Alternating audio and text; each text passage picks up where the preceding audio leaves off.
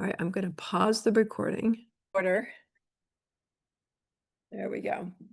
Welcome, Peter. Can you hear us? I can, yes. Thank you very much for getting the owl set up. Yes. It helps to plug it in all the places. Turns out. We do have a quorum this evening. We have 3 commissioners, including Vanessa, Pip, and myself, so we can get this meeting started. We don't have members of the advisory committee at the moment, other than Peter. I did expect others to come, but I know that Rye will be joining us at 7. So let's just take it from here and begin our meeting. I will begin by saying that there's a big error on the agenda. If you look at the date, it says June 2025, not the 3rd. That is a posting error, which means that we can't make any decisions at this meeting. And the only decision we were going to make was to approve the minutes. But apparently the minutes that I sent on the 15th of May to be posted never got posted. So we can't approve them anyway. They're in your packet, but we can't approve them. So we have some technical problems, but we can focus on the content of the rest of the meeting in discussion. But no decisions may be made. My apologies for the omission. It is another operator error. Okay, so the agenda, I'll just go through it quickly. We will not review for approval minutes. We were going to, but not going to do that.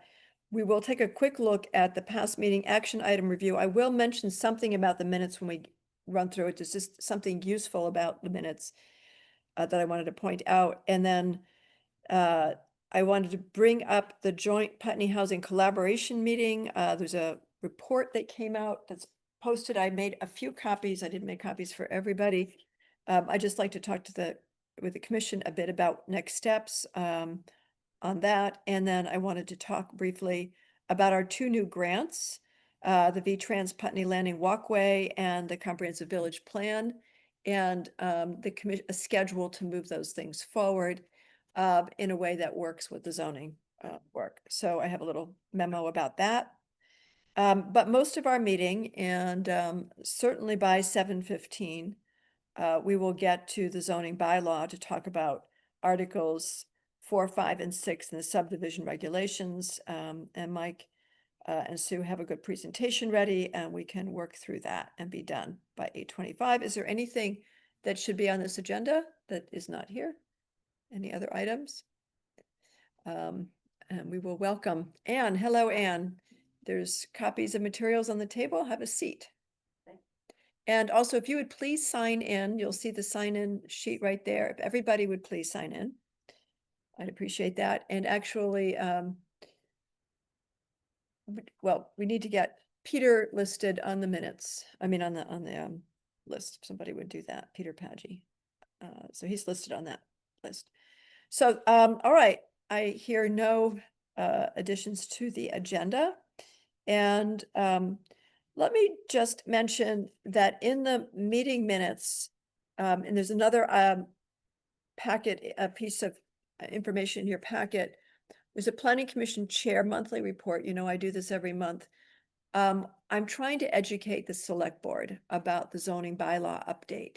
And I tried to give them kind of a 1-pager, it's a 1.5 pager, about what we talked about in the last meeting.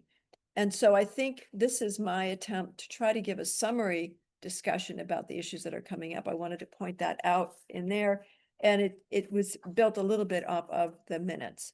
But there is a need for us to have a way to talk to the public about what these things are. So you'll see an attempt between the minutes and also then the chair's monthly report in May to the Planning Commission. So I'll be doing the same thing. I guess they're meeting next week, and I think I'm on the agenda next week. So I'll do the same thing from this meeting for that. So this is a way we're trying to keep the public informed. So I just wanted to point that out.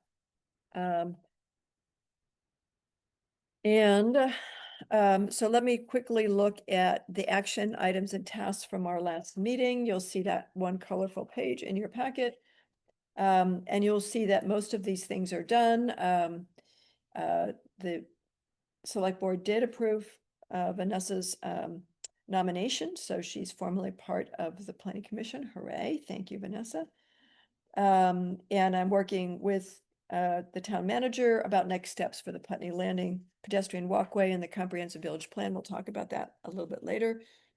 We're trying to get meeting minutes, materials for the next getting materials posted a full week before the next meeting. We did that. Thank you, Mike. Mike got us materials and we were out 10 days, before the meeting. So that was very helpful.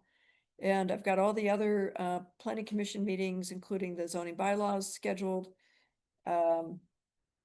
And we did switch up what we were going to talk about at the May meeting. We thought this meeting was going to be talking about the forest block overlay, but we switched it up to be the articles that we're talking about today. We get a little more time to talk about and get prepared for the forest block overlay, but that will be the July 1st meeting.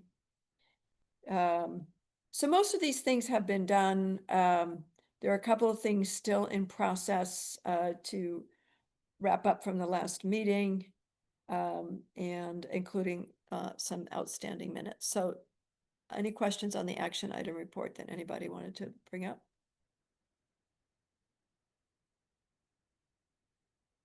Okay. Hearing none. The next thing that I wanted to spend a few minutes on, is it not in my packet? Who could that be? Oh, there it is.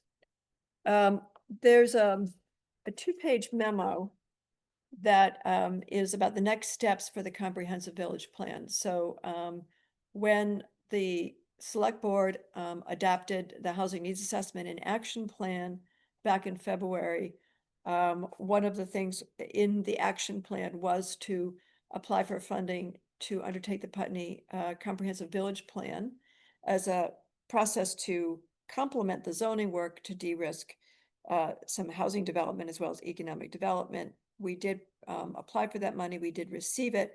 So now we're trying to figure out how do we do these projects in a way that is manageable and is building on pieces. And I want to, first of all, appreciate and thank Vanessa, who's put her hand up to work with me as a lead on the comprehensive village plan. I'll be director. She'll be, really helping to work through some of the details of it. And much as Pip has been really focused on the bylaws and doing the work, thinking about it, Vanessa will work with me on that. So thank you, Vanessa. Yeah, thanks. And we've already had one meeting and it was Productive. a very good start. So the first thing we had to talk about, is when could we do this that works and is not an overload? So you'll see at the bottom of this memo a schedule that shows the zoning bylaw modernization from now till next June. Of course, we're done well before next June, but this calendar goes for a year plus a little bit. And you'll see that we're the zoning bylaw are complete.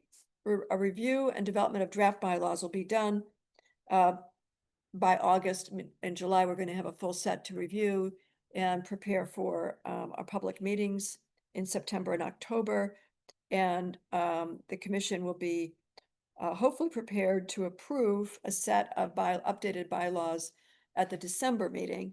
We need a 30-day hearing period. So then in January, we'd have our hearing.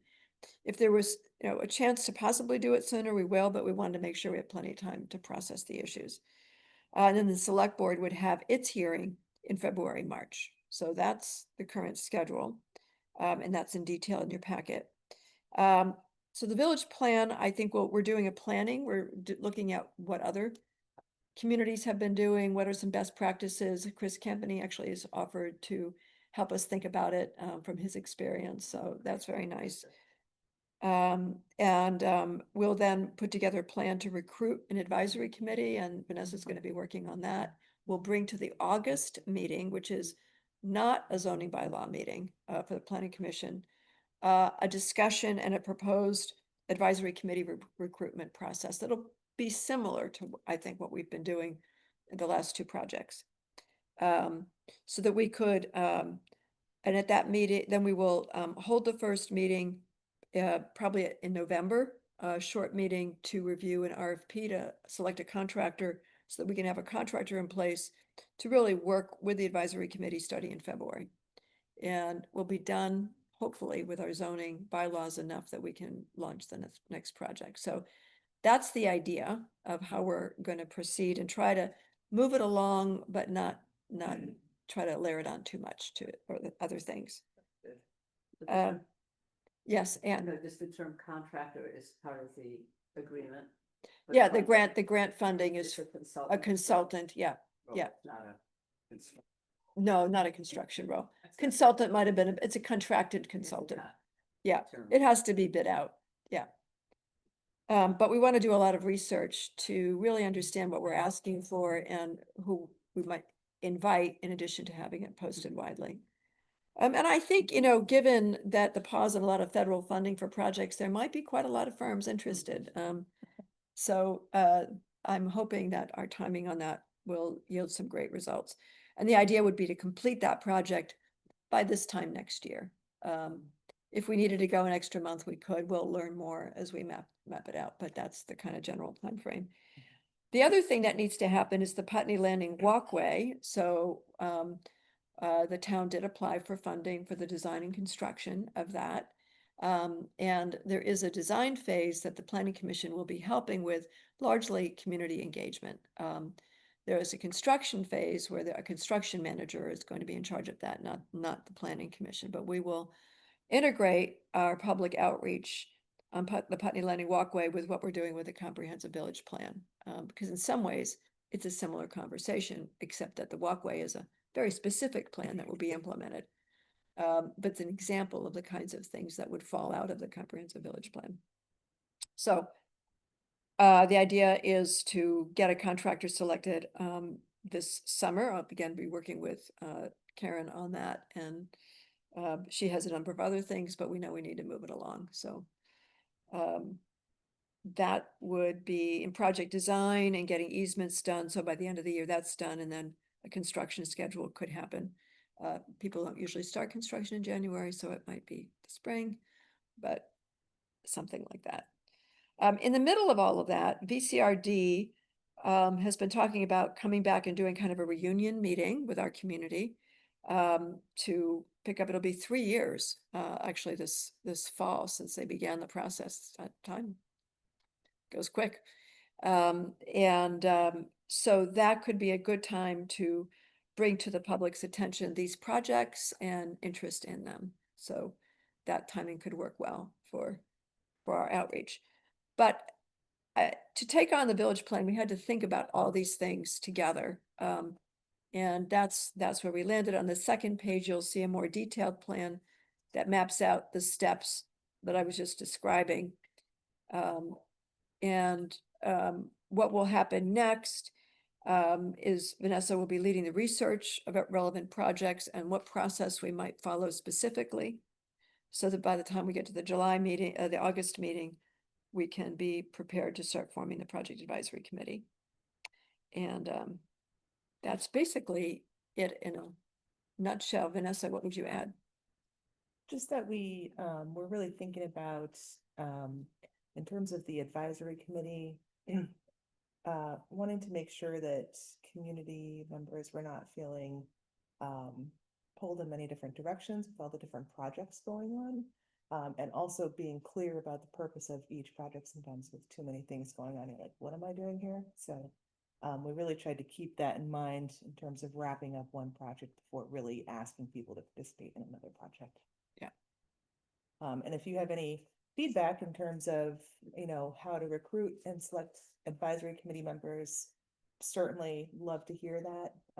And also about other comprehensive village plans too, project and outcomes. Really interested to learn more. Right. Questions for Vanessa or me?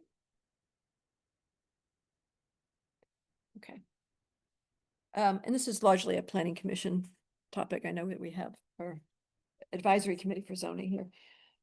Let me briefly touch on And I made copies of this. It's also, I didn't copy everything in our packet because some things were 111 pages long. But the Putney Housing Collaboration Meeting, VCRD, did hold a meeting, facilitated a meeting that, is a couple copies. I think, Pip, you already have this report. If not, I'll hand it to you. You do? An email. Yeah. It was an email and you should have gotten it. Yeah, Okay. yeah, I was gonna just get it, open it up. Okay. I just looked at it. And this report really summarizes what we talked about at that meeting, which was the intent to work together on housing. There are different perspectives and ways of doing it. And in the conversation, was really, there were 4 groups that were there, invited in particular, the select board and town staff, the planning commission, and the planning commission was all there. I mean, you weren't on the commission yet, Vanessa, but that we were all there. The housing, and actually the Housing Advisory Committee, we thought it was Home Energy, but it's a Housing and Energy Advisory Committee that's been a standing committee appointed by the select board. And then the Our Future Putney, the VCRD inspired Housing Solutions Task Force. And so there were, I don't know, 35 people in the meeting, in the room, something like that. There's a list of who was there. And in the meeting, we talked about what are the priorities for action? What does it mean to work together? We have the housing needs assessment done. We have a plan to do those things. How can we work together? And a number of priorities for action, including providing input into the zoning bylaw project was one of the actions. As quite a long list of them. And then VCRD, was actually 7 things to do. I can touch on them if that would be useful. And VCRD then also provided its thought about what was really important for Putney to focus on. And they had just a few key suggestions for what we need to do. And I'll start with theirs because theirs kind of summarizes in a higher level way the specifics. And one is to identify shared goals and move in the same direction between those groups. And then to clearly define roles and responsibilities. There were some overlapping things being done. So clarifying that, having regular connection and check-ins, some way of communicating and talking and doing more trust building collaboration and navigating conflict as groups overlap on topics and do things differently. But that we want to use all the different processes that we have. There has not been a reconvening of those 4 groups to talk about this. And I'm certainly encouraging that should happen. And it feels a little bit out of place for the planning commission to just unilaterally suggest how to act on this. But I guess I would want to encourage, and Karen's heard me talk about this, and I've actually suggested this to the select board when I gave my report in May, when we had this, that really the representatives from those 4 groups get together to talk about how do we move this forward? How do we act on these things? It will help when the chair of the Housing Advisory Committee is no longer in legislative session. That should be over soon. So I'm hoping this month, something like that could be convened, but it's not up to us. It's not up to me. But I will encourage it. I've mentioned it I meet with the Housing Solutions Task Force. I've suggested that to them. I've mentioned it to select board, and I have not yet had a chance to connect with the Housing Advisory Committee leadership, but I will. But I would welcome, I'll go back to the more, when it comes down to some very specific things on the second page, priorities for action, there is still applying for a grant to move forward the housing, the housing coordinator role and get funding for that. And I am still working on that, I have to say, and I could go into a little more detail, but Vermont Community Foundation is certainly interested in a 2-town process. And they said that, in fact, a similar kind of thing has been created up in the Northeast Kingdom in flood recovery. And the Vermont Community Foundation funded that to actually provide assistance to people to figure out what to do with their houses and build a contractor network and all the things we talked about. And I was like, great, let's learn about that and build on that. And Bellows Falls is interested in working with us. So I think that will move forward. Laying groundwork for a housing fund. The Housing Solutions Task Force has a project moving forward to try to create a community housing fund that would not be in the town, but separate. So that they're moving that forward. Creating a roadmap of a five-year housing project using the housing needs assessment. So that's where we all need to work together. It's not the planning commission to do that on our own. We really would need to do it in collaboration and having quarterly meetings of that group. And using them for productive purposes. So that's really what came out of it. I think they're really important to do, but until I think the entities agree, it's hard to move it forward. So you have two people waiting in the waiting. Okay, thank you for that. Andrew and Rye. Thank you. I really appreciate other people looking at. Welcome, Andrew and Rye. Are you recording? Yes. And Jim. Oh, and now Jim is here. Great. We're gaining momentum every minute. So I know this is not a zoning topic, but it is on the planning commission to move this forward. There's plenty of room and a packet for you, Jim. Comments from planning commissioners. If you were there, The ECRD stuff? yep, Yeah, I think it's captures what that evening was, which I thought was good, to get everybody in the room together. Yeah. And it does highlight the fact that there is some duplication of energy and focus and being going to avoid that where it isn't productive. And it's great to have multiple views where it is moving something Yeah. forward. So I thought that was good. And this idea that there would be some kind of summit occasionally of the leaders of those groups would be great. Yeah. I think the legislative session just added a week or two to the they did. budgetary school stuff. Yes, yes, you know, As soon as we can see Mike, it'd be great. yeah.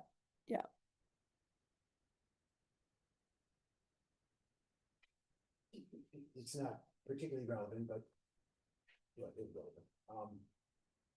Mike would like to get clarification about what the sort of mission from the select board to that committee is, and that might inform its role when moving forward in this, 4-part group. Maybe it's better as 3 or something. I don't know.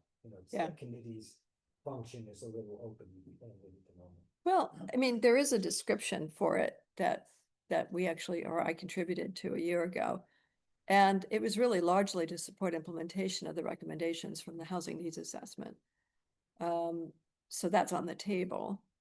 But there is this coordination, and in my mind, it could be very helpful for the advisory committee to actually be that coordinating entity. That would be a very good role for them, for us, versus the planning commission. They may have other specific things to implement if they want to out of it, but that's what it says. That's what's written. That's what's on the portal. And I think it's important to look at that.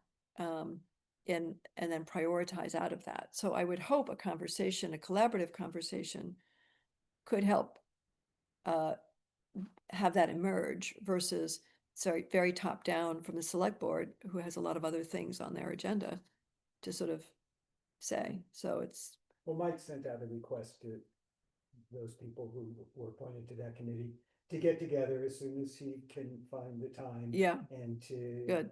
do a big high-level planning discussion about Great. why, what is the purpose of that committee in the town, et cetera, how can it Yeah. best be utilized, and Yeah. so we'll see where it goes. And you're still on that committee, is that Yeah. right? Okay, great. So I think that's as far as we can go with this conversation, unless Andrew, anything you wanted to add?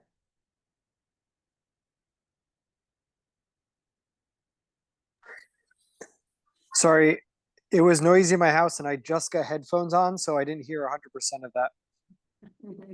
Okay, we were just talking about the BCRD report on the Putney Housing Collaboration meeting and the recommendations and what to do to move forward.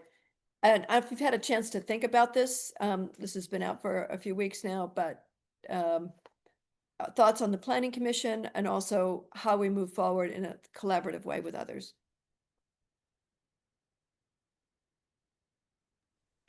Okay, yeah, I don't have anything specific to say at this time. Okay, that's fine. All right, well, let's, I'll just continue to encourage that kind of collaboration, and I'll continue to talk with all the groups and see if something can come together. In the meantime, I will continue to move forward the work on a housing coordinator as an important action for the planning commission. Again, keeping everybody informed. Not in a silo. All right. Well then, that brings us to the zoning bylaw modernization agenda item. And I will just note for the people who have joined us more recently, Rye and Andrew, there was a problem in the meeting notice in that it didn't say June 3rd, it just said June 2025. So we can't take any official action in this meeting. Not that we really had any, it was more of a conversation. But I just wanted to point out that particular difference in our meeting. So I'm going to turn it over to Sue Westa and Mike McConnell.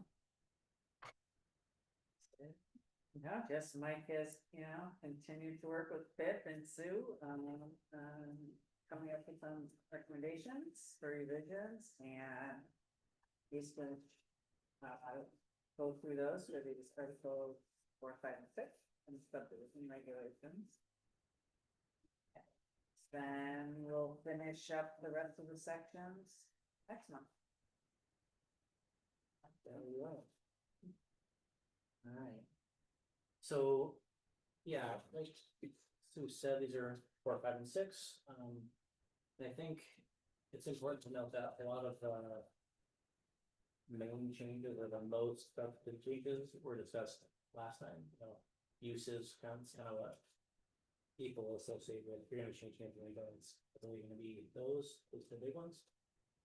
So there's a bit less going on in 4, 5, and 6, but still some important stuff. So, and certainly a lot of the separates. And Mike, I just might point out for everybody that the updated matrix table. So one of the action items for you was to have the matrix of the uses and the dimensions and the parking as they were in the current regulations and then as proposed. So that was done, and everybody has that in a printed form in their packet. So if anybody wants to reference this, because it's actually very helpful, even in these sections, to go back and look at those districts and the uses and dimensions and all that. Okay, so just want to. Yeah, you did point out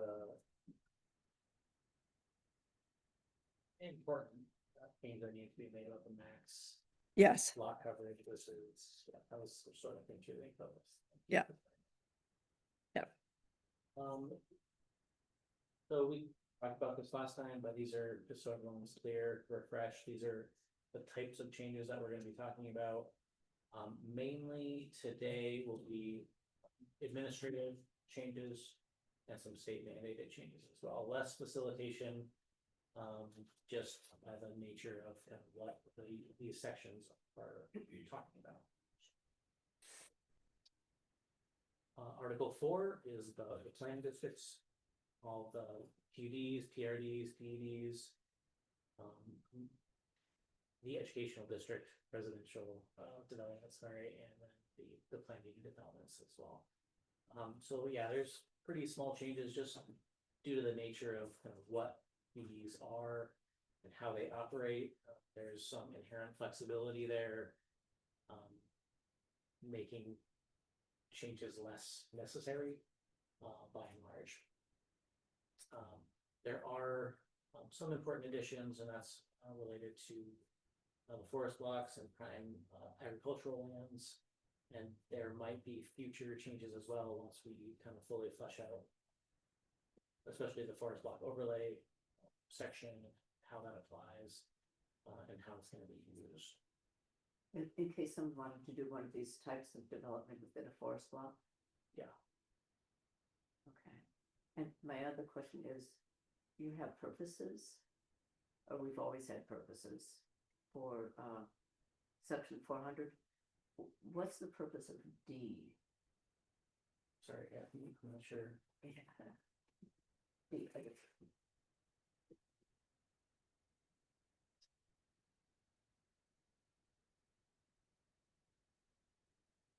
Hopefully, maybe they're oddly shaped, they have different, topographical constraints. These types of developments allow applicants a bit more flexibility than, the rigid setbacks, top coverage, height, that sort of thing. Uses sometimes as well, not so much in Putney, but, there's places they're not necessarily tied to the uses of the underlying district. So, yeah. Thank you. Sorry. Yeah, so mainly they're administrative changes in this section. I'm trying to give applicants a bit more of that flexibility, like the open space dedication methods. It's kind of not really dictating, but almost suggesting these are the ways we might do it, but just the applicants can figure that out if there can be a dedication happening. The terminology of some conflicting and maybe confusing terms, this being one of them, narrative master plan. It's a project narrative, and that's what it should be called. So when applicants are submitting these, they understand a bit more about what is going to be expected of them. And lastly, probably the biggest change to this section, it's not really even about this section, or in this section rather, was just adding this as a review type or an approval method type to the use matrix. Whereas previously it was the applicant decided, oh, I would like to do a residential development, whereas now uses that might not have been allowed previously will be allowed, but with a planned residential development texture. So that combines conditional use, excuse me, major or minor subdivision review, as well as some of the review criteria that are already in the zoning regs. So, yeah, Me and all my question. no, it's okay. On section E, there's a list of provision for the preservation of, and then there's a long list of 10 different things. And the only one that has C section blah blah is shorelands, because we have shoreland regulations. We now currently also have wetlands regulations, which might get referenced. And then it refers to steep slopes, which I would like to see in the general zoning for everybody, whether or not there should be development on slopes of a certain steepness, which a lot of towns have. Sure. 15 to 25% is the usual range. We've talked about that and intend to get model language in there. Great, and that would just be cited in this, Sure. if you want to, you don't. I mean, no, it should be. Yeah. If it's going to reference another section, that should be. Okay. Very good, I'm glad to hear that.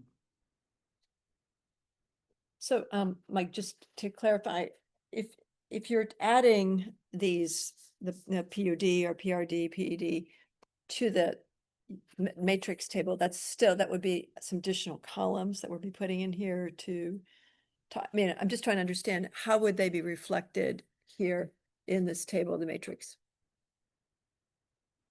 So, in the updated matrix, it has just PRD in lieu of a P or a C.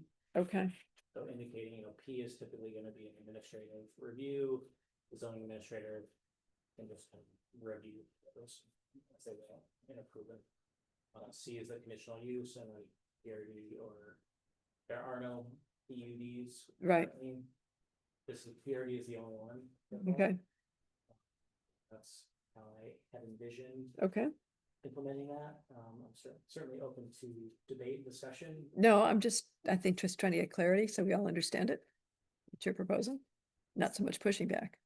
Oh, yeah. Well, I'd like a little more Yeah. clarification too. So just thinking about process, if it's a PRD, does that mean then that it goes to the Development Review Board? Okay. Yeah. Just to be clear. As does all the condition, the Cs in Yeah. in the matrix, all those go right there. Only the P will be, P for permitted will be, by the zoning administrator. Okay. And even then, they have the discretion to kind of bump it up to the development review board as well. So what's the difference between a C and a PRD? I mean, I understand what a planned residential development is, but functionally, Review process? yeah, In the review process, Cs are addressing a specific set of requirements from the enabling legislation. Conditional use review requires us to go through a list of criteria. Our planned residential development or unit development or educational development is a separate section in the regs that outlines a more detailed application from more detailed information from the applicant. Also, there's more flexibility in that process. They could combine dwellings closer than they might if it was just being done by a strict reading of the setbacks. So that kind of flexibility is, the spin in the regs suggests that you would be doing this in order to preserve other parts of the property that had other values. So it isn't intended to just allow any type. It sort of has a subtext of suggesting that clustering is good because it minimizes the impact of roadways and driveways, etc. And if you're viewing a development of several structures on the lot as a whole, you can then get them a little closer together and consciously or intentionally preserve the rest of it. And that language is sort of in there. So setting the stage for that type of development. thank you. That was really But helpful. you wouldn't see any of that if someone is just coming in for a single unit development. Right. And it's a conditional use. In that case, they would just be addressing a set of criteria that are in here under conditional use. I mean, if you do a dive, you'll see Yeah. the questions that the DRB asks about a conditional use. Yeah. Great. Thank you. One of the benefits is that's whether you could put in a density bonus, slight, if you, for long-term affordable housing public parks. And this is an example of where we've added in the forest block criteria and prime ag lands as well. Also, any of the plan districts would have to go through subdivision review in addition to conditional use review. And again, every review that Putney has, these plan districts get them. So.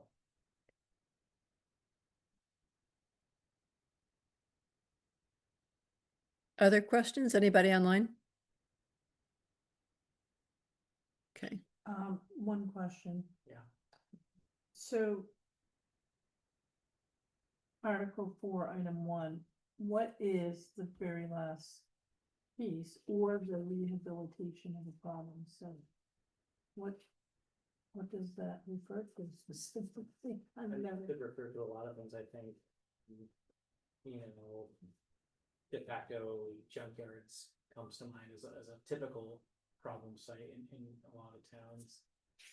Maybe a derelict industrial location or something along those lines.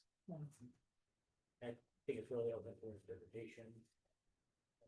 I would imagine the applicant would have to make that case for, if it's not an obvious problem site, it's just.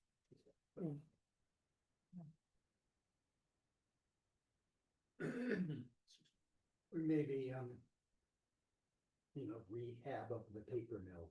for Oh, instance, yeah, Yeah. repurpose, I think, Yeah, would be Yeah. a better word, maybe? rehabilitation of it. in here, but we're Probably not. repurpose, okay, repurpose over power site. Yeah.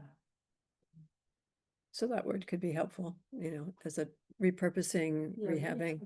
To me means something different. for the application. Yeah. Yep.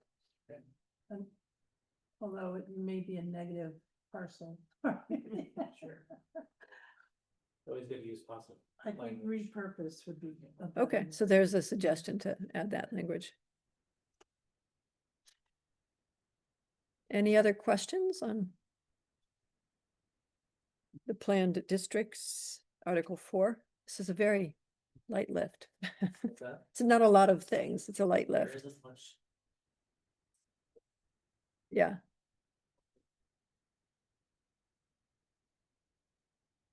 I would say that generally the changes that are suggested here seem to align with the purposes of the goals of what we're doing. You know, they're just pretty straightforward that way. I never counted them, but we were talking about doing that sometime. My guess is there might be 10 of them permitted over the years, a dozen maybe Hmm. permitted in Putney over the years. It's just a guess. Mhm. So the next article, Article 5, is general regulations. It is just that a wide range of issues that happen here. Mainly the changes in this section are catching the bylaw up with what the state already does. So effectively, they're already implemented at the state level, but we're now just inserting them into the document. Recovery residences is a good example, but it's in state statute, and now we have that language in section 505. So that's just kind of outlining. I get something next. Oops. And then adding the parking table, we spoke about that last time as well. There's still some tweaking happening there as we meet weekly with Pip and Sue and Karen about kind of what maybe is most appropriate. We have some comments here from the last meeting that I would address this week as well, or at least discuss. And then the childcare, we also spoke about that last week. That's a use that's being added. There are 2 use classifications that are being added, I suppose. Varying degrees of intensity, and the state includes them in state statute, so we're just giving people all the options that are available to them. Childcare, facilitating those uses, county goal, it's a regional goal, it's a state goal. And it's a huge problem as someone has a 4-year-old and a 2-year-old, it's difficult, so yeah, anything we can do to prop those up, that'd be great. So review type changes that are happening. There was a somewhat strange parking option that allowed an applicant to defer up to 50% of their parking if they could prove that it wasn't needed. But after talking with Karen and it seemed like that was a very difficult thing to administer. I don't know that anyone's done it or even asked about it. But if there are some out there, that'd be just very difficult to keep track of long term. So they can always apply for a variance if they can make the case for the deferred parking. Should be able to make a case for a variance. There's a pathway already. Yeah. Yeah, absolutely. And then I think the main changes that people will notice in this section are the ADU changes. And this is already state mandated, but the state does allow you some flexibility as to how you implement that. But the big one is that you can't have it, the review for an ADU cannot be more stringent than for just a single family. So since single family homes are allowed by right in every zone district in Putney, so are ADUs now. There was a section that I want to say, correct me if I'm wrong, but I want to say it was if it's a brand new structure, that would be an ADU, then it would be a conditional use. But that has been eliminated. Hmm. And then we've also allowed 900 square feet where previously it was 800 or 30%, whichever is greater. And then the definition was included in the in the section here, and just move that to the definition section, because Mhm. that's where definitions go. So this is kind of an example. This is the change that we just talked about in the document, and what that looks like. And I think the 30% or 900 square feet is certainly up for discussion. If anyone has any strong feelings about that, or any feelings at all as to the size allowance, I think we're open to that discussion. But we have chosen 900 square feet. I think that's My memory is that the language of this enabling legislation is that it will be 30% or 900 square feet, whichever is greater, or that could be increased by the community, I think. I think you can exceed that. Mhm. That's the least you can offer for it. So what would the process be for that? Increased by the community, who's What the we're doing community? now, writing zoning regs. Okay, Yeah. So I don't have a strong opinion about it. I mean, I haven't done any research about it. and neither have I, but I spent a little time fiddling around thinking about this for my own property. Hmm. And 900 square feet was not very big at all. Right. And it's supposed to be an accessory structure, I understand that. You don't want to build a second full-size home. Mhm. And that's when we had that other meeting, when I was asking about, what's the habitable space and so on, that's kind of part of that discussion. Yeah. I guess what it would be read to me now is that you compare the habitable space, however exactly that's defined, in the existing structure, and the accessory structure could have the percentage or what the number, the allowed number of square feet of habitable space, but presumably the accessory structure could also have what isn't habitable space, an unfinished A basement, an yeah. unfinished attic, Yeah. whatever it is.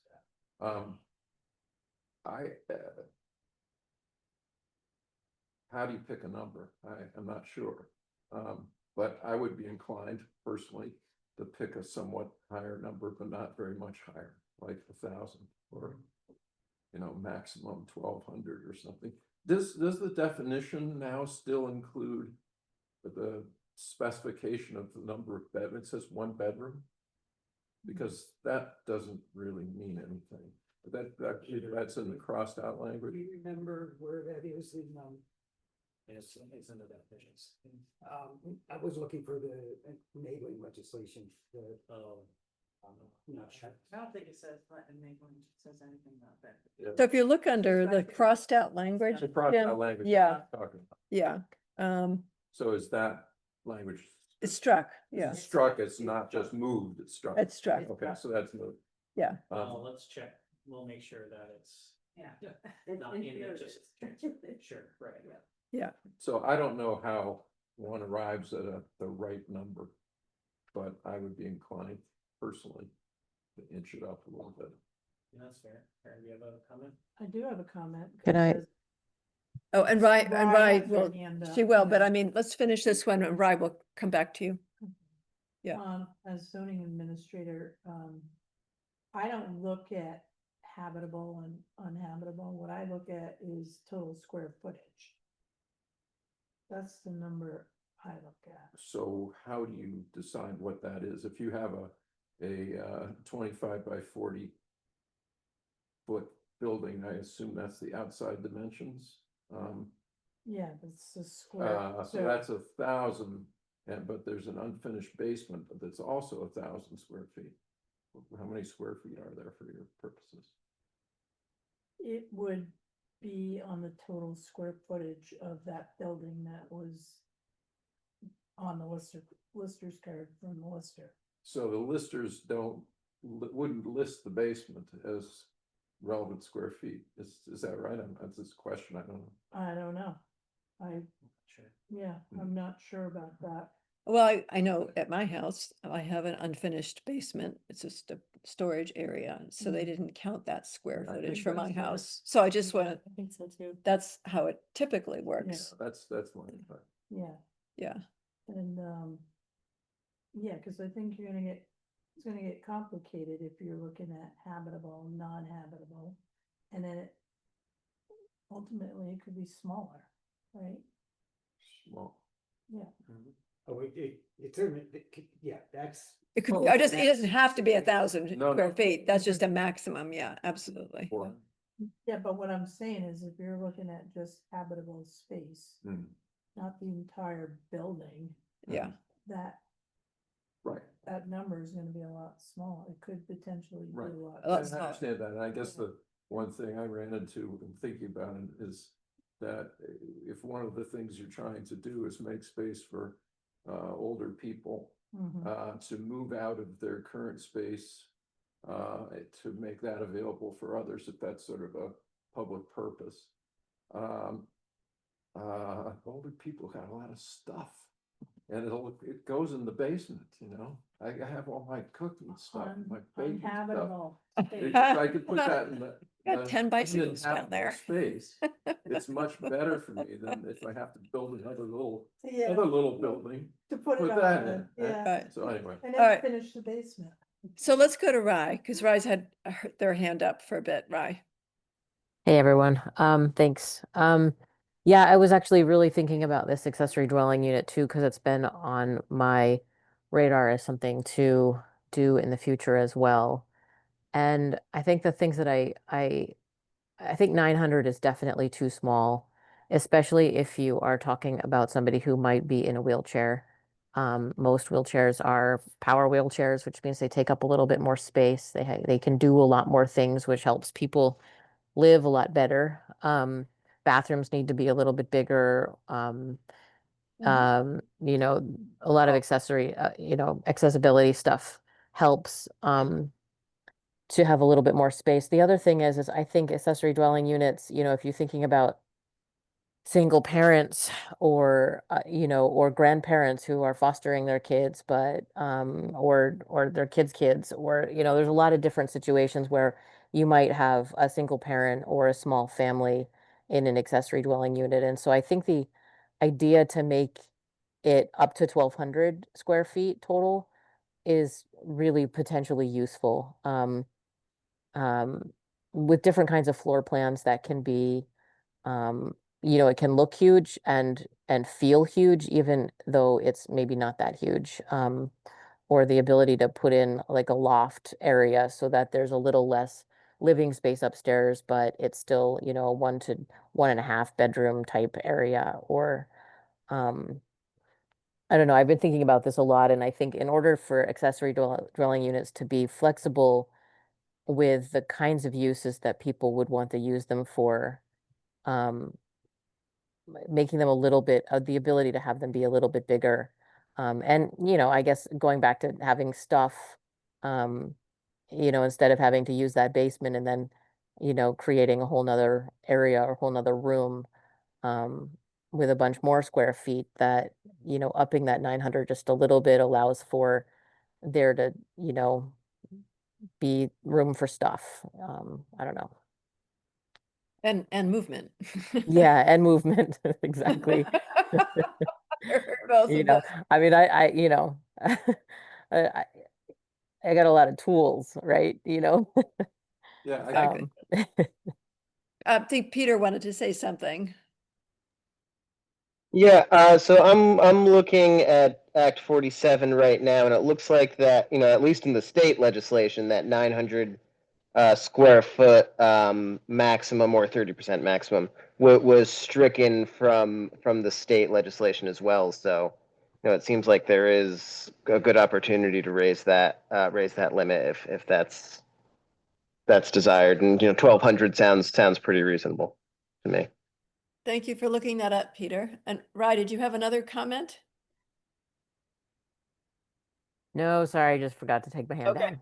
that's all right. Thanks. Sue? I was just gonna add that the only other thing is that it still needs to be subordinate to the Right, original home. So there's a difference between an ADU and a duplex. Right. Right, So so what- that's a thing. If you want it to be 1,200 square feet, that's fine. We probably, have a pretty big home then, Right. which there are some, right? So. How Ella? big does that have to be? How big does the original house have to be in order for a 1,200 square foot ADU to pass muster in general? Assuming there's, some exceptions and some contingencies and things that would, skate by. 500, right? Something like that, yeah. I don't know the exact math, that's gotta be. It'd actually be 4,000 if you do 30%, right? Cause that would be 1,200. If you did 30%, right, but it could do 1,200 instead, then it wouldn't be 30%. Right. But it just couldn't be like a duplex, so I don't know where that line So- is. Well, that and the density, I'm thinking like in the village. You gotta look at the density, right?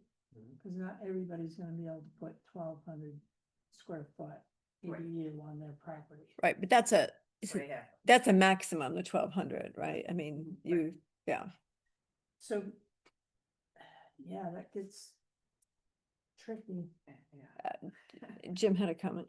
Well, just a question, you said it needs to be support, and we're now talking about what constitutes subordination?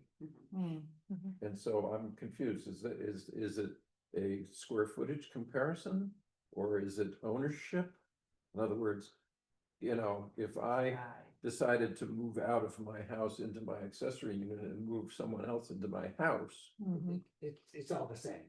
Yeah. it's all the It's- same, yeah, so the subordination ownership is a Is really just size. size, so we're Right. talking about the same thing when we say subordination. So in terms of this, we're increasing this perhaps to 1,200, then are we talking about the 30% now? Or You could probably still keep 30%. whichever is greater, whichever is greater, so if the 1,200 or greater, we Right. still do that. Right. If the 30% doesn't limit it. Got it. Yeah, if you had a 5,000 Right. square foot house, you're not building. It would limit it. 1,600 square foot ADU, you're gonna be capped out At 1,200. 30% or at whatever number we pick. Yeah. That's So cases being made for 1,200, and I guess it's important. I mean, I have looked and I have dealt with the issue of trying to make things accessible, wheelchair accessible, and Rye brings up a really good point. It very quickly, because you need bigger hallways, you just need more space to navigate. And Ava Mondin would be tweaked. Yes, yes, thank Yeah, you. I'm trying to develop some reasons to cap it, at 900, Yeah. what happens when you go to 12? Does anything bad happen? Is anything out of Right. scale in relationship to your neighbors, et cetera? What's the Yeah. downside? Because if we have it at 1,200, then if the site isn't suitable, then, that the applicant will just do what's appropriate for the Right. site if that maxes it out. Without giving it a whole lot of thought, I can't think of a real downside about allowing it to be a bit bigger than 900. It'd still be subject to lot coverage, to setbacks, to height. All the Right, it different still has to factors. work for those other Yeah, reasons, so right? I think that's completely reasonable. Increase it. Brattleboro, for better or for worse, who usually has a pretty sophisticated set of regs, has grabbed the 900 square foot, 30% out of the state. Well, they're not rural. But apparently that's not present in the state anymore. It's not anymore. So I mean, I would Wait, suggest so- we, I'm sorry, just a quick comment. I had misspoke. The definition just moved. They had struck it from one area and moved it to Oh. another. Yeah. And the definition is 30% of habitable square footage or 900 square feet. So I apologize. Thank you, Peter, because I just read it also, the enabling legislation. Okay. It's still consistent, but it gives you the opportunity to increase that. Okay, You know, so that's the state mandate. You can't go below that in your local regs. You Got can it. go above that in your local. Yeah. regs. Right. So. I'm just gonna say, another reason for the 1,200, and I think it's been sort of hinted at, is one way that housing is more affordable is it's shared, right? And even an accessory dwelling unit will be more affordable for people to share if two people or three, as I said, you could have a small family in there. And so 1,200 feet makes it possible to have more affordable housing for more people. And I think that's a really important goal that we have here. So I think the 1,200 for Putney might be a good one, but then I think there was another comment. So, I was just gonna say, the only issue you might run into is like if someone is applying for funding for VHIP, and Peter might know more about this. I think that is based on the 900 or 30%, so they might not be able to get that kind of funding to help them. Yeah. If they were trying to do a bigger. so Yeah. yeah, VHIP becomes part of the design criteria that you have to follow if you're going to go for that funding. Right. But that doesn't mean our regs have to be limited that way. Right. Yeah, good point. I think this has a lot of importance in communities that are very strict about one residence per lot. Yeah, And so this bent that rule significantly and allowed a second dwelling unit on the lot. We, in our discussion about the regs, have been considering permitting more than one dwelling unit on a lot in a couple of the districts. And if that were the case, then this isn't quite as necessary, but it simply is a very the enabling legislation has created the simplest path for an applicant to add a dwelling unit on their property by saying it's an ADU, and if you meet these requirements, you just go get your permit. Question. So somehow I had the idea that the one residence per lot was a state regulation. No, Yeah. apparently not. Huh. No. No, there's Mhm. Yeah, some And do. Yeah. Is the in redoing the zoning, that could be written into the zoning regulation? Yeah, Is that something we're going to discuss or have discussed? It is already represented in certain districts. Village residential, maybe rural residential. in our rewrite. Well, existing, it's village residential. Right. Two primary, you can have multiple primary uses. Where does that appear in the regulations now? Well, I it was, don't yeah, it was a think little but buried in, Yeah, I know. in its Ran into that. It's absolutely, it's definitely not obvious. description of use, like as multiple uses. And it didn't, could be interpreted to be structures, but it wasn't explicit in my mind. And it was open to some interpretation as to whether it was the use, a second residential use on the property, and so I'd like it to be much more explicit. So following your train of thought before, what's the downside of that? What's the argument against that? I'll jump in. I mean, Mike is sort of, Yeah. we've in our conversations about this. I think it could get confusing for future sales. Like Yeah. if you go into it, you gotta just be totally Right. aware of the fact Right. that you're kind of creating a mess. Mm. That you gotta sell it all together Right. as a lot, Right. because it's Yeah. all on one property. And if you want to get into alternative ownership models, you're gonna need to visit a lawyer to Right. figure out, Yeah. how to condoize it, or Right. co-op it or something. Right. land so trust that- it, So something. that it's just, the land is one thing perhaps, and the Yeah. building is another, but it's just not, it's not as simple. No. And so maybe we're giving the applicants the opportunity to do that, because in some cases, maybe it's really beneficial and will address some of these housing issues. But they need to be aware of the fact that Yeah. it's not simple. Can I just ask, stepping back just a little bit, if there's a sense that the square footage should be increased to 1,200 or some other number, that would get written into the regulation, or that would become a criterion that was something that was with the size, be something that you get a. I think the conditional use language permit, is I guess. it's cross out permit, 900, you know, 1200. Right. Yeah. And we can certainly look at making it more explicit as to.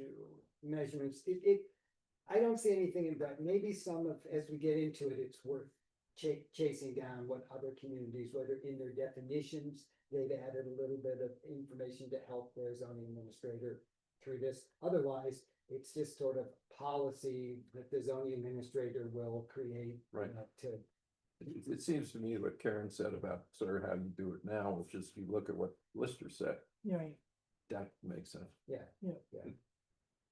I try to That's keep simple. it easy. Yeah. Yeah, simple is good. Yep. Because you can read it and interpret it, and every application is different. And there's always one wrench that gets thrown in there, and I'm like, oh, yeah. and I'm like, Well, and it makes it easier for you. Yeah. Because you can say, well, the way the listers do it is this, so that's what we do. Right, right, End of discussion. They go Yeah. ask what the lister does. Yeah. yeah. Great. Any other comments on this? See, you got a big conversation on this. Did more than I Yeah. thought. Well, I'm just going to note that additional flexibility is provided with the concept of cottage cluster, right? So that would be separate from the existing dwelling, additional buildings, or in the initial concept, several buildings in a cluster could be allowed. And it would get a PRD. It's interesting. It's in the table, PRD review. We would go through a PRD review. So it's just, I think we're providing multiple options for how housing could be done on a parcel, different than it's done today. And that's a very important thing to point out. Okay, right, it's getting, it's that flexibility and Yeah, to be able to do. Yeah. things different ways. so that's the concept, and it's being realized in a couple of ways. And I just wanted to point that out because we focused on the ADUs, but there's also the additional buildings, and that's actually of great interest to some people here in Putney. Yeah. Wait, So, Ryan, may I have another comment? right?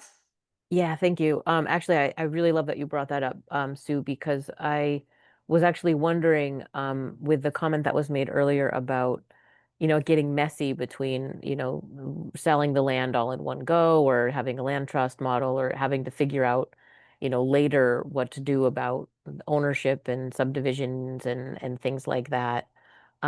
With the cottage cluster, is that a different sort of mess, or is that just a mess because it's a planned unit division, and so it's a similar kind of question? My take is this, it's gonna be messy, and there will need to be some legal structure created. Peter may know more about that, the different models, but it would require some pre-planning about the ownership model. Sure, yeah, that makes sense, because I know, there's like the small HOA type thing and the, cottage cluster type Right. condo type thing, and there's a bunch of different options. Yeah. Okay, well, Leonie, thank you. Peter, it looks like you had another comment. Yeah, I think the cottage cluster idea, it would have the same complications, but it would probably be a little less messy because it would kind of naturally have to be done up front, as opposed to the ADU situation where it might happen, as Pip said, 20 years down the line when someone sells and then they suddenly have to figure things out. But yeah, with a HOA type structure, they're pretty, they're common enough that attorneys can figure them out, and it would be figured out early in the process. Yeah, thanks, Peter. That would be my first question to the applicant. Mhm. That would be excellent. Yeah, Mhm. Otherwise they'll be in trouble. well, no, I wouldn't move it forward, until I knew Mhm. they already had it sorted out. It's like, For the ADU or for the cottage cluster? the cottage clusters, yeah. Yeah, and sometimes, well, no, now I'm getting into detail. I don't know if I should Yeah. ask. Yeah, let's forget about it. Yeah. Let's Good. I move just- on. Yeah, just wanted to highlight that we're Yeah. providing more flexibility in a few ways, and Yeah. I think that's what we're looking to do. So And let's put 1,200 in there and let's put it out that way, and we'll see if the public discussion raises anything further that we hadn't thought about. As Pip said, he can't think of anything, and Pip can't think of it. Maybe somebody else will, but. He's holding back. No, not really. I really can't think of an immediate reason why it's problematic to increase the size of an ADU, assuming that it's not exceeding that 30% of the big house. So. Right.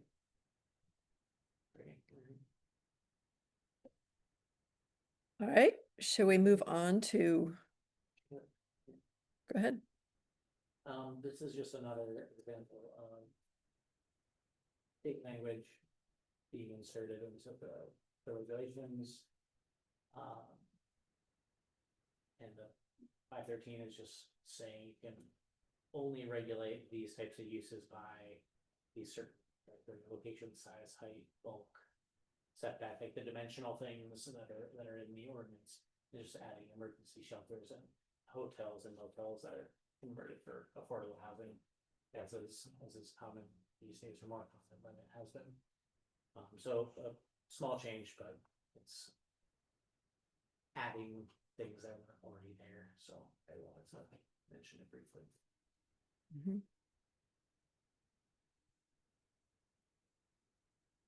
Article 6. I would Yeah. like to, before we move on, go back to, Article 501.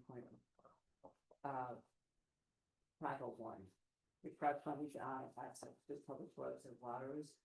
And this harkens back to brainstorming long ago when we were talking about forest lots, and Andrew mentioned something about no new road on his way out the door. I mean, this is something to think about, as we were all throwing out ideas to think about. And within the forest blocks, a key weakness is the fact that there are numerous class 4 and official town trails within them, and actually throughout town. And they have a lot of them are recreational trails now. Some are just sort of totally abandoned and just used by wildlife, and probably should be thrown up because why not? And what I would like to change in this relates to, this is state law 19, chapter 7, subchapter 2, 708. I'll just pass this over to you. Please. Subchapter Thank 2. you.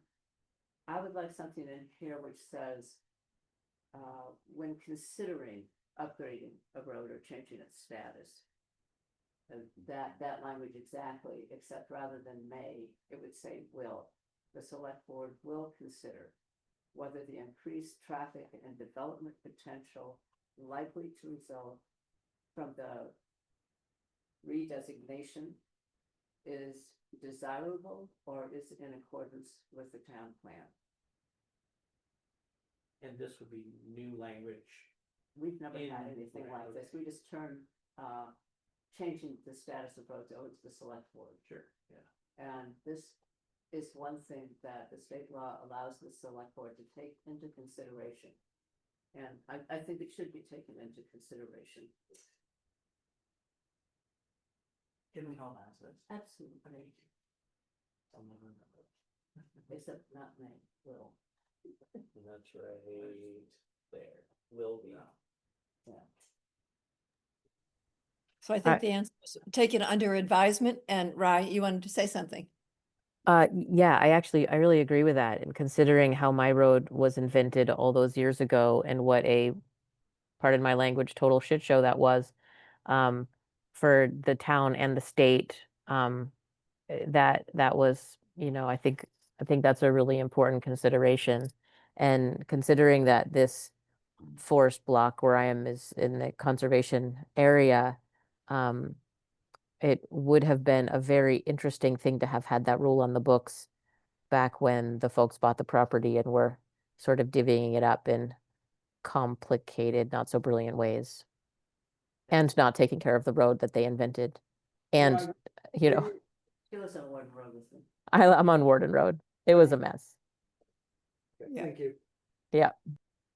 Thank you, Rye. Andrew? Yeah, I wanted to chime in and say that in a map review that Pip and I were doing the other day, looking into the proposed forest block locations and overlay districts and trying to discern impacts and other relevant information. Those designated trails or thrown up roads have the huge potential to impact how meaningful those overlay districts are in terms of shaping development in the way that the town plan has suggested. So I would support the language that Anne just pulled from law as well. Okay, Thank you. thank you, Andrew. Yeah, there are a number of sections in the bylaw as well as the subregs that address this issue. I don't feel that I can comment on it right now, just because I can't recall all of those instances. I know we changed a couple of them, but I can't recall how exactly. Yeah, okay. So and then- you and want to then- look at some consistency and how it's Yeah. being addressed. That's a good point. And You don't say. And then there's 501.3 right of way land development on a lot which requires access via a class 4 town highway or trail. Right of way shall be allowed only as found, and then it's sort of just a reference to a state law, and I just didn't know. Our current bylaws are more specific about what those things are. That's all. I don't know what this is. Yeah. 301. I think it's saying 19 VSA 301 is defining You trails. just have to, if you were just reading through the bylaws as a potential developer of a house, like to know, without looking at the state statute, what. Well, I mean, it goes into A and B. The use of the class 4 town highway or trail right away must be approved by the select people. Make condition their approval if granted. That's all like maintenance. Now, are the criteria on which the select board would review such a request, are those written down anywhere, Pip? I know they have some. I have. No. Okay. Well, I mean, not in the zone, Okay, whatever criteria. the So select that's board flexible, uses, they can- that's sort of policy. policy, okay. So Got That's fine. it's not unreasonable what you're suggesting to provide some guidance in their review of that. We punted that responsibility to the select board. And I think to give them some guidance about what the issues are is really helpful. Yeah, so, sure. Yeah, so that reference is just the state regs that says what the trail is. Mhm. So it's a little awkward that I mean, we could clean this up. It looks a little crude. Throwing in a definition in there, be a reference to this, the definition portion of the state, right? Not the only time that it happens. Mhm. But that's fine. I mean, you can't have every instance of state law. You can't have but sometimes it is useful. We had talked about these little inset boxes, as a way to highlight certain things. Pip Well, had it talked is- about that up a long time ago. That's what I kind of like. Yeah. Because it Yeah. is very specific. And relevant to Says that. what, yeah. what is a town trail? Yeah. So there could be a couple of ways to do it. Yeah. Yeah, so we will need to review. I don't feel like we resolve this whole area here. We've talked about it in meetings, but I didn't feel like it was ever fully buttoned up. It's definitely one of the things we need to revisit once we have a more concrete things to talk about the overlay. Yeah. One of those integration pieces. Yeah. Yeah. Thank you. Thank you, Anne. Any other comments on this section?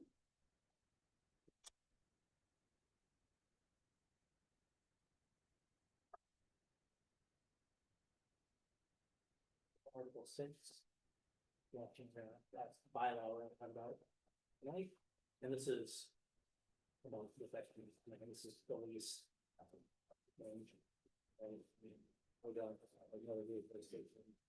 Quarries, mobile home parks, which are saying exactly the same.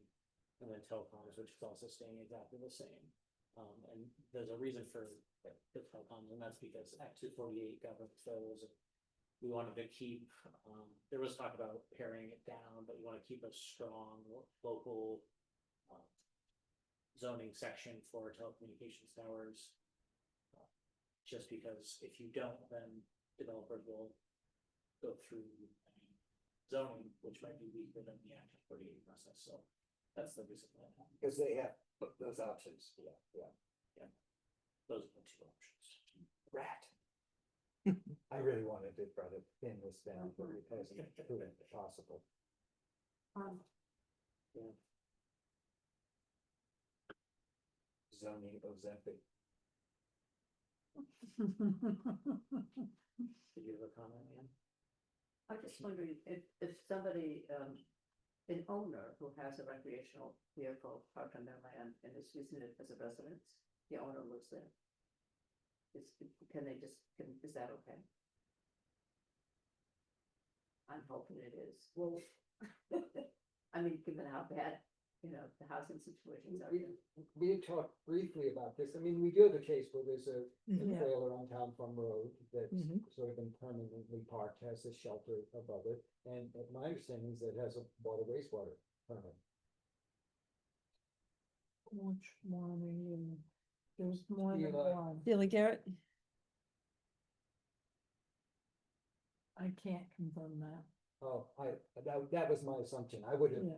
have assumed that I would have to look at the file. but- that if and because you get into this weird area where is it a mobile home? Is it a manufactured home? And it just seems easier to not parse that too finely, but to simply say, if it's going to be considered a permanent residence, you've got to figure out your water wastewater.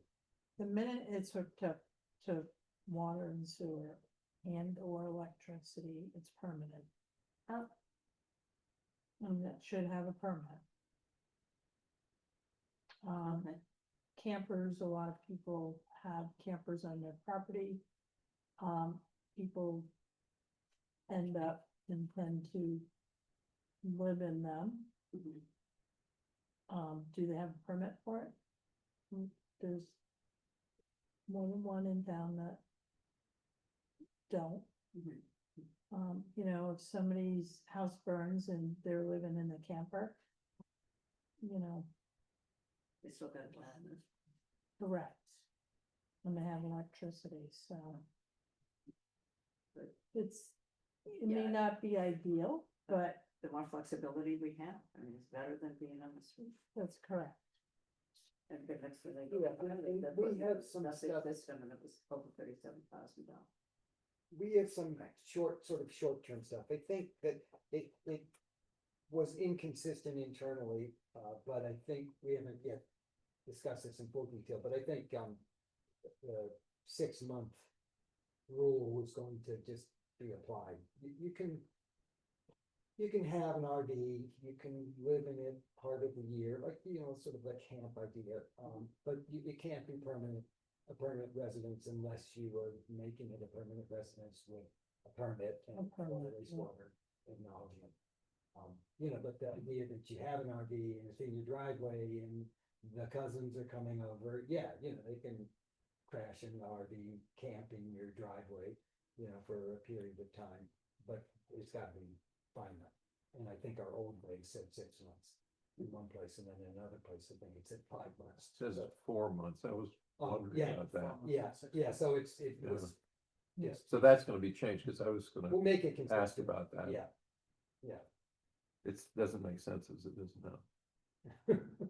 What, wait, this could be 4 months or 6 months, it's no. That's perfect. Is it gonna be changed to 4 months or 6 months? I don't think we've made the executive decision about that. We haven't really gone back to review that, just that noted the inconsistency. I don't know, does anybody have any opinion? Yeah, Rye, do you have a thought about that? I mean, I personally am of the opinion that it should be longer. Especially because we do have, folks in town And I also, I guess what I feel like is this particular rule should be flexible in order to deal with, complicated things like house fires and recovery or sudden illness or, who knows what, a million different things that do happen in the world. So, I mean, my druthers is to make it longer in order to compensate for the fact that home crises don't usually resolve themselves within a year. It takes time to organize. It takes 2 years to look good on paper enough to buy land or buy a house or, get a construction loan and banks aren't trying to help people out with that these days. So um I think there's a lot to be said for having the rule in order to deter the people who don't necessarily need the situation, but to leave flexibility for the people who are in really dire straits. Thank you, Ray. I hear you. What comes to mind for those of you who weren't here 20 years ago was the whole Brookside camping debacle, where there were a number of RVs not hooked up properly. It was a kind of a wink and a nudge, and some had water, some didn't. There was some rudimentary septic efforts, not all were hooked up, but there were people living there year round. There were families living there year round, and it was not a good scene. And Ryan, I hear this notion that there's certain emergencies where this is necessary, but by the same token, it was such a mess. It took so long, took years to resolve that, to finally get the proper permitting, and eventually it just wasn't worth it for that landowner, and everyone was kicked off over a period of time. It doesn't address the housing issues that drove them there in the first place, but it wasn't a reasonable long-term solution. So I don't really know the answer. Like saying that you could do it for a year strikes me as an awfully long time to allow a sort of casually placed RV to remain on a site. But that's just my opinion, and I think because I have that memory of how bad it got here in town. They didn't Yeah. have a separate. Peter had his hand up here. I just want to give Peter a chance. Yeah, so on that situation, or not the situation that Pip is referring to, but the situation Rye is referring to. Is there a section in the regulations about extraordinary emergencies that would also fall under this? While the regulations on screen right now might be more for not emergency situations. Yeah, I mean, I made a note before you started your comment that maybe create an emergency option to address that, because no, I don't believe that this is intended.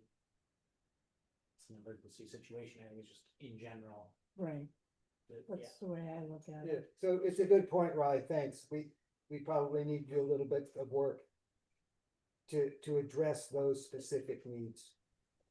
Yeah, I think that makes sense. I absolutely agree, and I really hear you about the past situation too, where yeah, having something be casual like that, but wink, nudge, all of that sounds like a disaster waiting to happen for sure.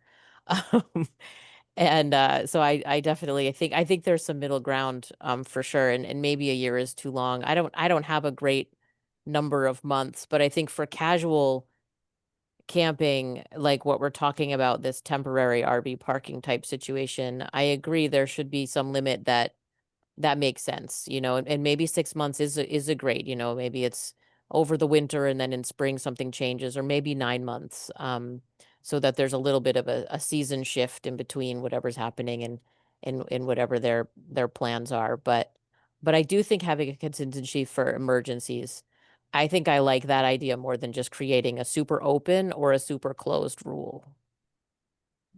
Yeah. Yeah, it strikes me as something we can do Yeah, with a little more thought and intent. it's But- more flexible. Yeah. I just want to add that, I permitted a property in Putney. it might have been, I don't know, 3 years ago now, maybe 4. They were living in a camper. They actually built, they came to me for a permit with square footage, and they actually built around the camper, dwelling, and then they pulled the camper out. And that's how they managed to do that. Yeah. Yeah. And they knew they needed to do something because the floor of the camper was just like buckling underneath. So, and it wasn't warm anymore for them to be living. So, but that right there is like a success story to me. So. And they had life changes that had happened. And Yeah, kind of an emergency situation. that's right. Yeah. So, Well, that's good. I mean, thank you, Rye, again, for continuing to bring up, yeah, these circumstances, because they're real. And yet we have to have some baseline rules about how things are done. And yet there needs to be allowance to deal with the unexpected that happen all the time. Yeah. Okay. Anything else on this section?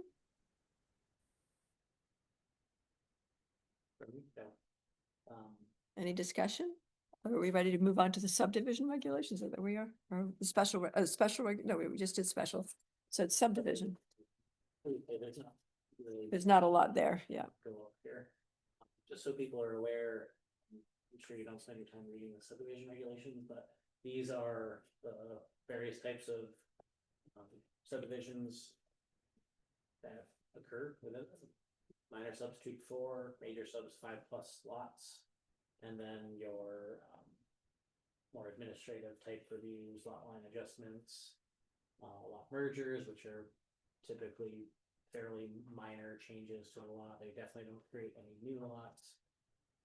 And then these are the timelines that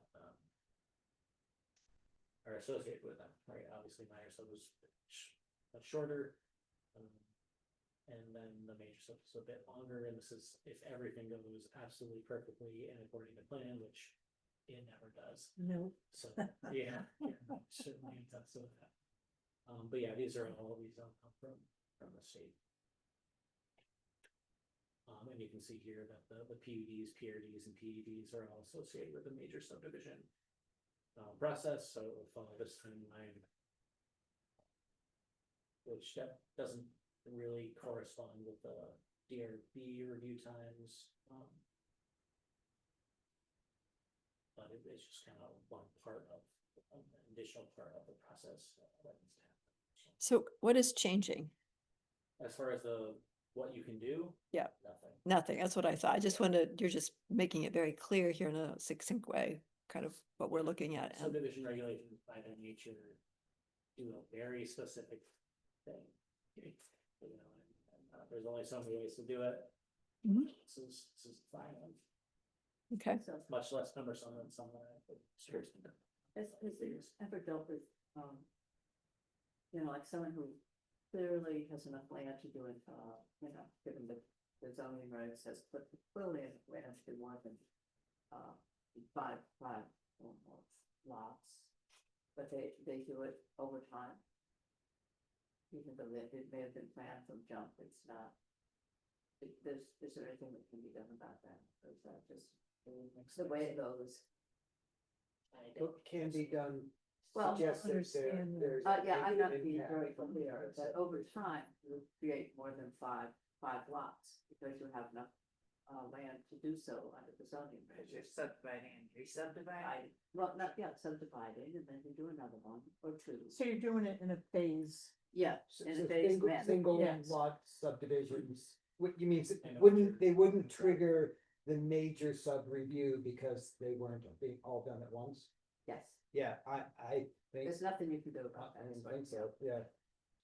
So they may have a plan in their head to do the whole thing, but if they don't tell you, it's not a major subdivision. And that happens. I'm Peter sure. has his hand up. Okay. Peter? I don't, this might be too difficult at the town level to track, but is there a way to do it? Kind of like how Act 250 does it with the, the rule about doing a certain amount over a certain time period. Oh, I see. Interesting. Right, so Act 250 would be triggered at 5, right? 10. 10 now, I think. Is it 10? All right, what I would like to see too, and maybe this happens at the end of the process, but something like this subdivision is like, when do state permits, when are they triggered? You know, As in the land use review board or well, septic, what type of? not so much, wells, I don't deal anything with. Septic, I always make sure that at least their application is into the state and they're working with an engineer, especially if it's a new dwelling. Sure. That's the one regulation that, or state permit that I follow through on. Construction, you know, for fire safety, those kinds of permits. And, you know, wetlands, I know, like, if they're not defined on a state map, you know, but there might be wetlands, you know. Those are the kind of things that property owners need to be aware of. But, you know, when do these get triggered? I believe it's part of the, sorry, go ahead. Go ahead, and then I'll jump in if it's. I believe it's part of the application packet that you need to at least indicate you have explored that. A subdivision application or a, Any state, I mean, certainly a zoning, but I believe a subdivision application as well. well, I think the application itself needs a complete redo, Okay. complete. Okay. Because there's really not a whole lot there. And maybe it's part of the final review, and then there's a checklist that goes to the applicant once the permit is approved. Okay, so more of a process. Process, section. yes, Okay. yeah. and I think we should talk to the town attorney about what linkages we can have for our local approvals and state approvals and how they interact. Because the understanding is, might be very naive, was that they weren't linked. But I do think we can link them in terms of this certificate of occupancy. Yes. In our subdivision That's another regs, we one. Yeah. always, we Right. have that section which says you must provide a water wastewater permit Yeah. associated with this subdivision if you are doing it for residential uses. If you're not, you don't know what your plans are, then in the title at town hall is a statement, and we give the language of the paragraph, which says Yes, yeah. no permitting has been, Right. this is not approved for residential development until you Right. go get your permit. right. So that level of coverage, I think, is good, but I think we just need to clarify, because it isn't your common practice to do this certificate of occupancy, that it would be really nice to know if you are aware of state permits that Right. an applicant is responsible for, do you have any obligation to, have indication of conformance with those permits or the issuance of those permits or applications being submitted before you close out your review of it, which would be at the end of this process, which is sort of a certificate of occupancy, which I think is your go, be blessed. Yeah, right. And the other thing that occurs to me is the number of Act 250 developments that we already, I'm thinking of residential developments we already have. We have about 5 Act 250 developments in Putney. I think 5's about right, but anyway, in fact, all of those in the Act 50 regs say that the lot cannot be subdivided without prior state approval. Right. So what do you do about that? Someone comes in and wants to, like I came in, let's say, and I'm a 10-acre lot on Warden Road, and I want to subdivide a lot off 5 acres. So here's the other complication, unless they tell me, which they don't. Yeah. You know, I mean, that's a lot of research that I'm doing. So sometimes I can see it right away in the zoning file. Mhm. Sometimes it's not in the zoning file. Somebody's deed to their property, especially if it was a, Supposed to be in there. there is supposed to be language in there that can say you cannot subdivide any further. And so I'm not an attorney. Yeah.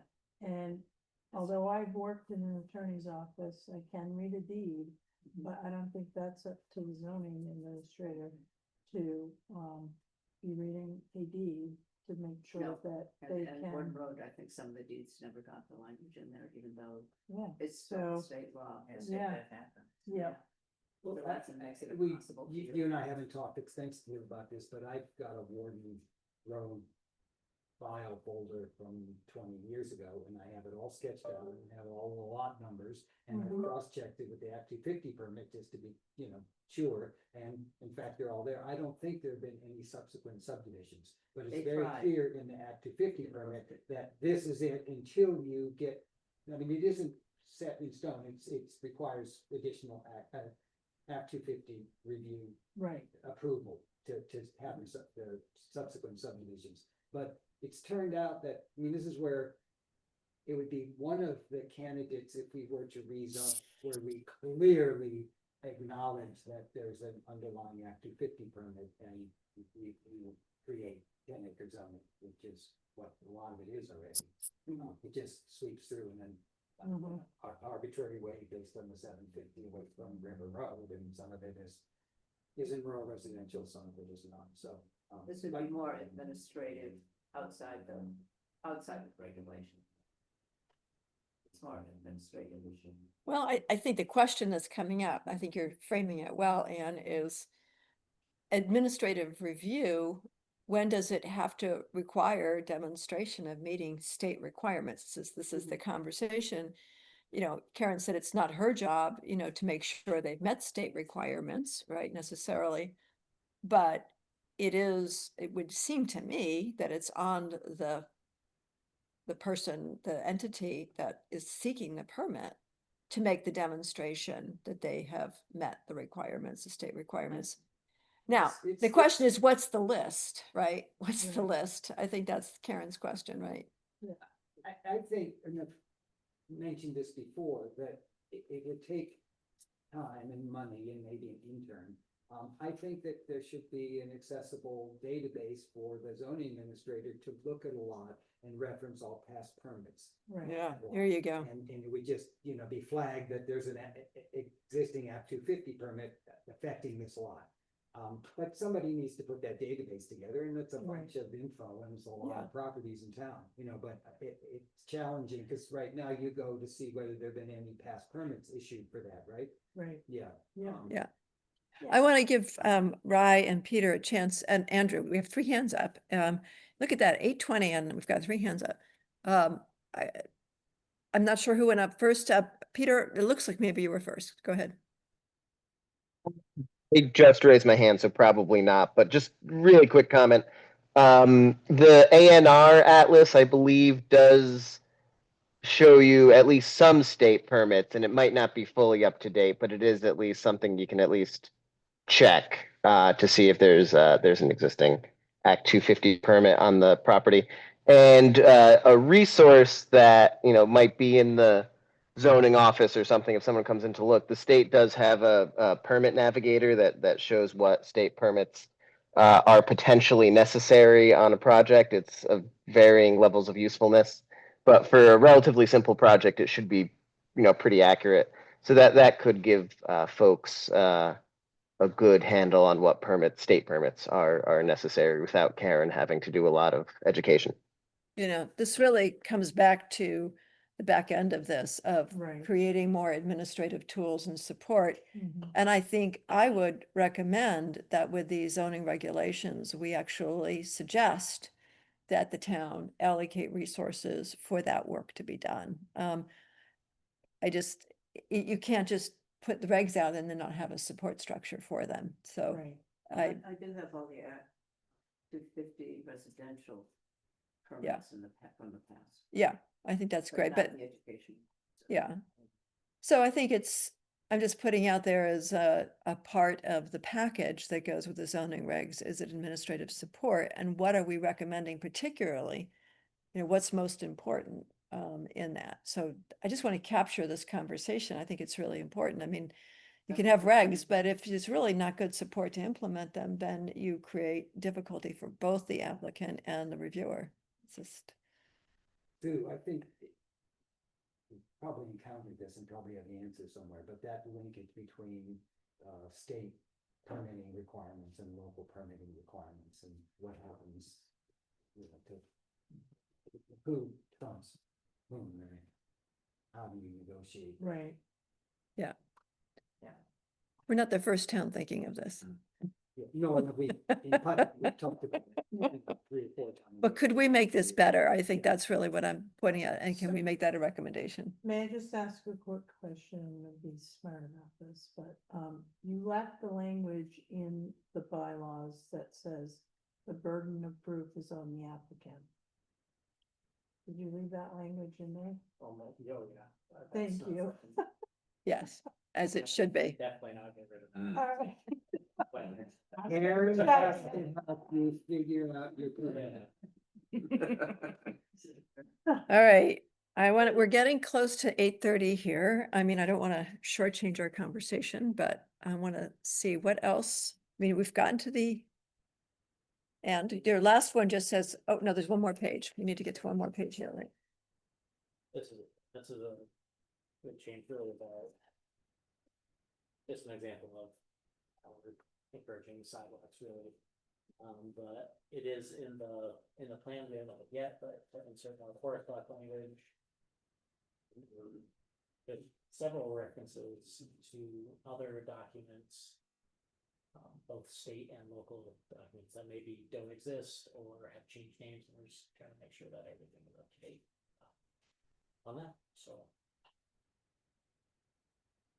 Yeah. And the next meeting, July 1, Conservation Commission is still interested in connectors as well as forest.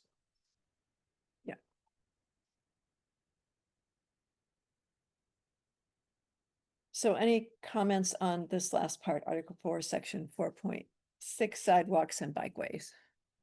Right? That's Just the change example, right? oh, it's just an example. Okay. All right. So then we have gotten to the end. Okay. All done. Any other comments, questions from commissioners, the advisory committee? Great. I want to thank Rai and Peter and Andrew for their comments online. Thank you for joining us virtually.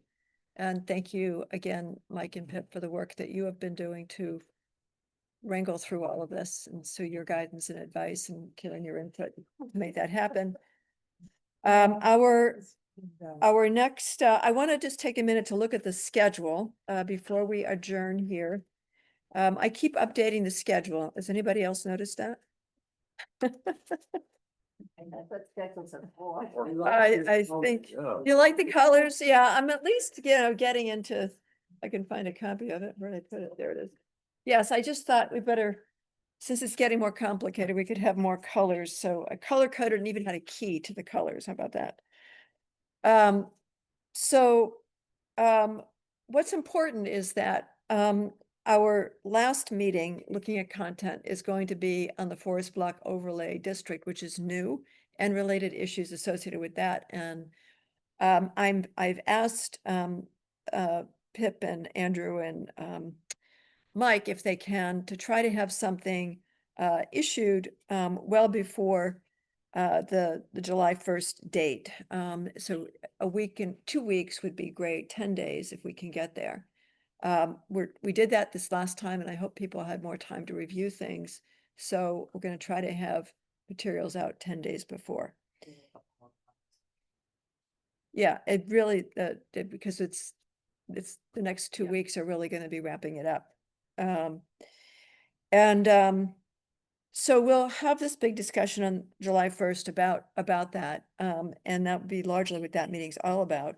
And then by the 22nd of July, we've asked Mike and Sue if they could have a full set of the revised regs out for us to all take a look at as a full set. And we will have the slides associated with it with all the changes. So you have the notes in the slides, you have the bylaws and the subdivision regulators all redlined to show us what the changes would be. And we would then have several weeks to review it, surface any comments to Wyndham Regional, and we will talk about them at the September 2nd Planning Commission meeting. So there'll be no meeting in August of the zoning bylaw committee. The Planning Commission will have its regular monthly meeting.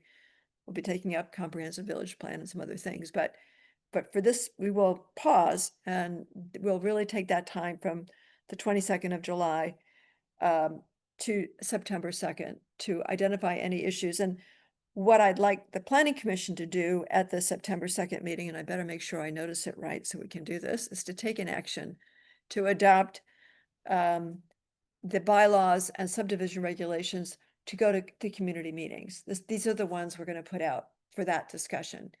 And the way we're going to do the community meetings is really, because it's too much material to take up in one meeting, we're going to do part of it in meeting 1 and part of it in meeting 2. I may try to move the schedule up. We have an October 30th community meeting. That date is actually no longer available on the town calendar, but we could actually do it October 14th, which is available in the town calendar. And because the materials are all coming out after we meet September 2nd, everybody will have them. It's just 2 different conversations. So I talked to Sue Westa about that, and I'd like to suggest that we grab October 14th, which I believe is a Thursday, have our second meeting there. So that's a change. I give you a schedule and now I'm already changing it, but I think it will make more sense to have those meetings within a couple of weeks of each other. Then Wyndham Regional and all of us have time to think about the feedback we heard, the questions. And I've asked Wyndham Regional to be prepared by November 13th to be able to give us a final set of proposed bylaws and regulations that the Planning Commission then would vote on at our December 2nd meeting with the advisory committee there to say, these are the ones we will put out for hearing. And so then we put them out and notice a hearing, 30 days, and then the hearing would be in January. That gives us time from mid-October to December to really work through any final issues that we may have and land on it. And it gives us time over before the Thanksgiving holiday, to review things for the December meeting. So that's so comment. The 14th is Tuesday. Oh, it's a Tuesday. Okay. All right. Well, let me, Which is better for me. yeah. Okay. It was open on the calendar. So Okay. let me I'll confirm that. So that's what I propose to do. Jim and Peter and Andrew Rye, and that makes sense to you. Sure. Yeah. When we come to the community meetings, we really will want you to be there because, as you know, the discussion needs to be in breakout groups, for everybody to have a chance to say something. We'll have an overall presentation, some Q&A, but we will find a way to break into small groups so people have more of a chance to talk about things. I'll work with Wyndham Regional Commission to figure out how we'll frame that conversation to be productive. So it's a learning and a feedback that we're trying to do in those meetings. So, okay, so that's the schedule, and we'll try to group those 2 community meetings to be closer together, and the material will all come out at one time, and we'll deal with part of it at one meeting and part of it in the other meeting. And that gives us some flexibility because we only get so far one meeting. It's okay. We get the second meeting. Okay. All right. So upcoming meetings, July 1st is our next Planning Commission and Zoning Bylaw meeting. And then August 5th will be just a Planning Commission meeting. And then as I just said, September 2nd will be the next time that they meet. So we'll take a little break. I expect, I don't know, Karen, if you have put me on the calendar for the select board for June 11th. I mean, I have to ask you tomorrow for that, I think. So, I have not, I was thinking I was going to, so now I will. yes. And I will send my request in as I'm supposed to do on Wednesday, right? Yeah. Okay.